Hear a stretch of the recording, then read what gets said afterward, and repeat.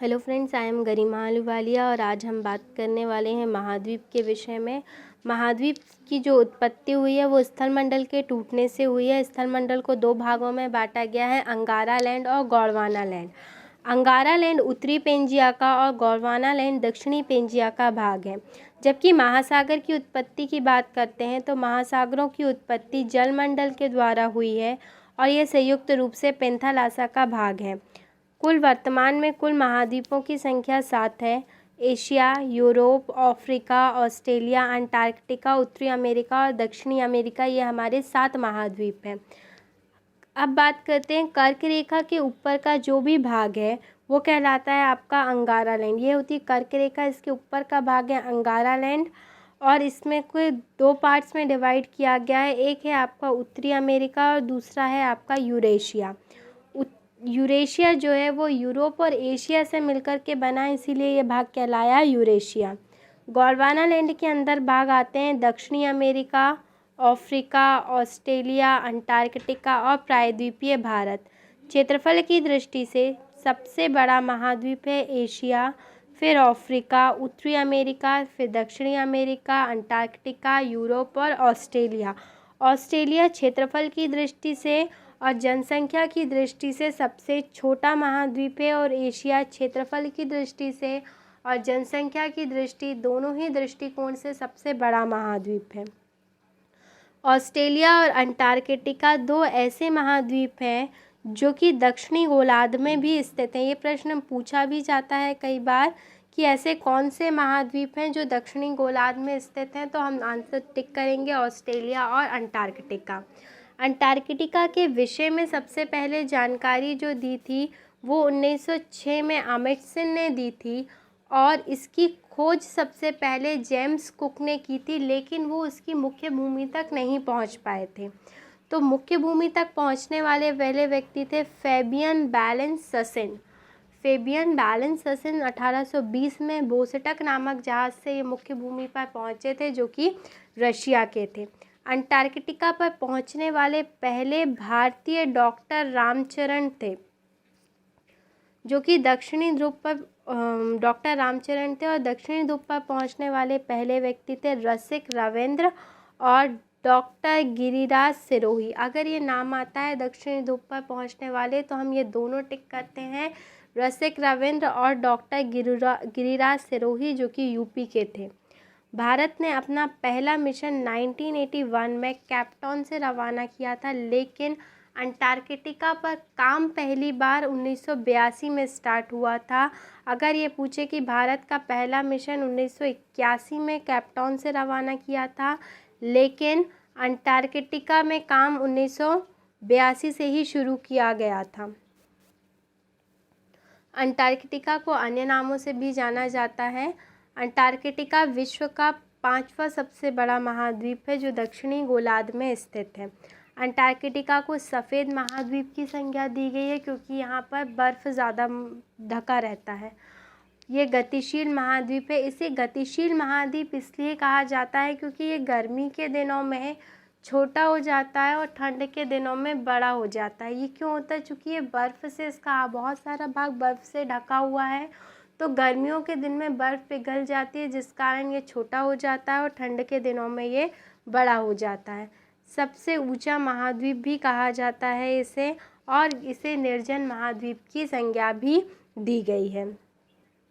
Antarctica की जो भूमि है वो 3 सागरों हिंद महासागर, प्रशांत महासागर और अटलांटिक महासागर से घिरी हुई है।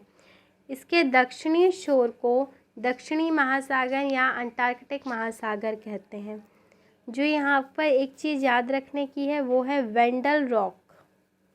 वेंडल रॉक सागर अंटार्कटिक महासागर का ही भाग है। यहाँ पर तापमान सबसे कम रहता है, इतना तापमान 4 डिग्री और कई बार माइनस में भी चला जाता है यहाँ का तापमान। अब मेन इम्पॉर्टेंट क्वेश्चन जो कई बार पूछा गया है, ड्रेक की जल संधि।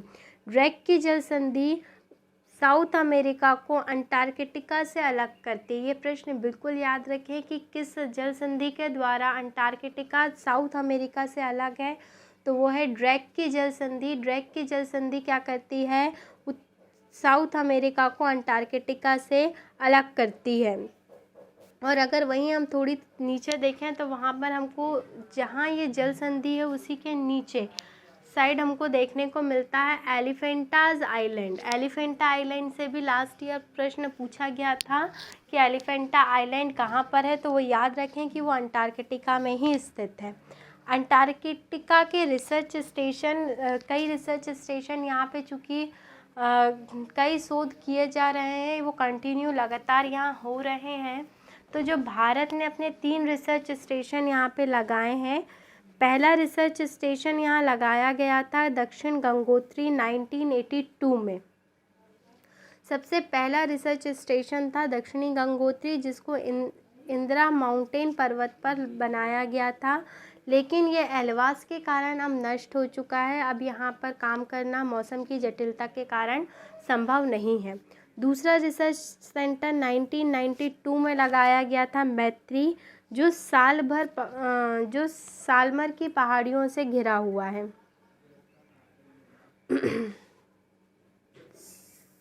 सालमर की पहाड़ियों से ये घिरा हुआ है। भारत ने अपना तीसरा स्टेशन भारती 2007 में स्थापित किया था। ये नार्वे के सहयोग से लगाया गया था और ये वर्तमान में भी कार्यरत है, जो है भारती। फिर वोस्टक जो है वो रशिया के द्वारा स्थापित रिसर्च सेंटर है। कॉसी जो है ये रिसर्च सेंटर अमेरिका में है। ये अभी अमेरिका के द्वारा स्थापित किया गया है, अभी बहुत चर्चा का विषय भी रहा है ये हाल ही में। अमेरिकन स्कॉट यूएसए का रिसर्च सेंटर है। आप यहाँ इसका मैप दे सकते हैं। सबसे ऊंची जो चोटी है, यहाँ पर सबसे ऊंची पर्वतमाला है वो ट्रांस अंटार्कटिक माउंटेन की पर्वतमाला है।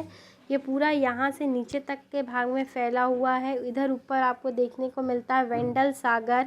और ये चीज़ याद रखें, इस भाग में एक एटीएम लगाया गया है। इस पार्ट में एक एटीएम लगाया गया था, जिसे मैलेडो कंपनी ने लगाया है। और यहाँ ऊपर को हमको देखने को मिलता है रॉस हिमसज्जा, और नीचे को देखने को मिलता है, ऊपर मिलता है रॉक हिमसज्जा और नीचे मिलता है रॉस हिमसज्जा। ये 2 चीज़ें देखने को मिलती हैं यहाँ पर। और ये 3 तरफ से अभी हमने बताया कि ये घिरा हुआ है हिंद महासागर, प्रशांत महासागर से। जो एक मैंने बताया था ससेनजी, वो यहाँ से इस रास्ते से अंटार्कटिका पर पहुँचे थे। अंटार्कटिका महाद्वीप की जो पर्वत श्रृंखलाएं हैं, यहाँ की जो पर्वत श्रृंखला है वो है क्वीन मेन पर्वत श्रृंखला। अंटार्कटिका को 2 भागों में बांटती है। इस क्वीन मेन को ही हम बोलते हैं ट्रांस अटलांटिक भी कहा जाता है। एक ये 2 भागों में बांटती है। एक आपका आता है ग्रेटर अंटार्कटिक और दूसरा पार्ट आता है आपका लोअर अंटार्कटिक। इसकी सबसे ऊंची चोटी है विसन मैसिव, जो कि 5140 मीटर की है।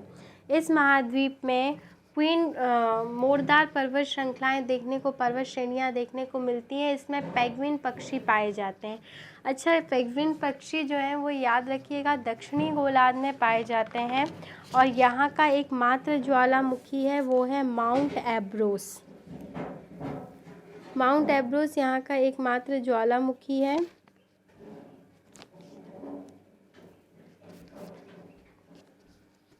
पोलर प्रायद्वीप एकमात्र ऐसा क्षेत्र है जो अंटार्कटिका महाद्वीप में बर्फ से खुला हुआ है। बाकी पूरा महाद्वीप बर्फ से ढका हुआ है। अंटार्कटिक महाद्वीप में रॉस सागर 2016 में समुद्र से संरक्षित क्षेत्र घोषित किया गया। यह विश्व की सबसे बड़ी समुद्री जीव संरक्षित क्षेत्र है। यहाँ पर रोने और रॉस हिमसज्जा प्रश्न पूछा गया है ये भी कि रोने और रॉस हिमसज्जा कहाँ पर है, तो अंटार्कटिका में है। और अभी मैंने जिक्र किया था एलिफेंटा आइसलैंड का। जो एलिफेंटा आइसलैंड है वो भी अंटार्कटिका में ही है। एलिफेंटा को लेकर के काफ़ी नाम आते हैं जो कि कंफ्यूजिंग रहते हैं।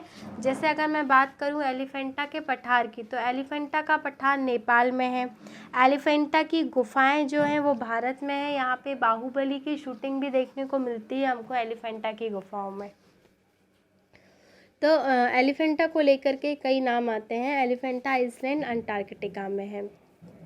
अंटार्कटिका में पाए जाने वाला जानवर, इस महाद्वीप में ज़्यादातर हमको देखने जो मिलते हैं वो मिलते हैं मैमल्स। यहाँ पर जो भी जानवर होते हैं वो मैमल श्रेणी के होते हैं, जैसे समुद्री गाय, जिसे यहाँ की भाषा में सील बोलते हैं, समुद्री हाथी, पैग्मियन पक्षी, ये सब यहाँ पे पाए जाते हैं। इस महाद्वीप में रेप्टाइल्स नहीं पाए जाते क्योंकि वो यहाँ अपनी लाइफ को सर्वाइव नहीं कर पाते हैं, ये बहुत ही ठंडा होता है। सरीसृप यहाँ नहीं पाए जाते हैं, जैसे सांप वगैरह की अगर हम बात करें तो इस महाद्वीप में नहीं पाए जाते हैं। लेकिन एक तिलचट्टा एक ऐसा जानवर है, कीट है, सरीसृप है, जो यहाँ पाया जाता है। ये इसलिए पाया जाता है क्योंकि इनमें अंबर, जो डीएनए में मौजूद अंबर होता है, वो इनकी बॉडी में पाया जाता है, जिस कारण ये यहाँ आसानी से रह लेते हैं। यहाँ पर लाइकेन और मास नामक वनस्पति पाए जाते हैं। वेंटल ट्रेंच यहाँ का सबसे गहनतम बिंदु है। सबसे लंबी नदी ओनेवस है, जो कि 32 किलोमीटर है। और इस महाद्वीप पर पहुँचने वाली पहली महिला या यहाँ जन्म लेने वाला पहला व्यक्ति एमिली पाल्मा थी, जो अर्जेंटीना की थी और अंटार्कटिका पर जाने वाली पहली महिला थी। अंटार्कटिका पर मतलब एक अधिकार के तौर पर अर्जेंटीना ने इनको वहाँ भेजा था और वहाँ इनका जन्म हुआ है। तो एमिली पाल्मा यहाँ की महिला हैं, जन्म लेने वाली पहली महिला हैं। अब एक प्रश्न यहाँ से और आता है कि ये लास्ट ईयर मेंस में पूछा गया है, यूपीएससी मेंस का क्वेश्चन था कि जो ध्रुवीय भालू हैं वो पैगमिन को क्यों नहीं खाते हैं। तो ध्रुवीय भालू पैगमिन को इसलिए नहीं खा सकते हैं क्योंकि ये नॉर्थ पोल पर पोलर बियर और साउथ पोल पर हमारे पैगमिन पाए जाते हैं। दोनों अलग अलग पोल्स पर पाए जाते हैं, अलग अलग ध्रुवों पर होते हैं, जिस कारण जो पोलर बियर हैं वो पैगमिन को नहीं खा पाते हैं। उम्मीद है कि आपको ये वीडियो समझ में आया होगा। Thank you.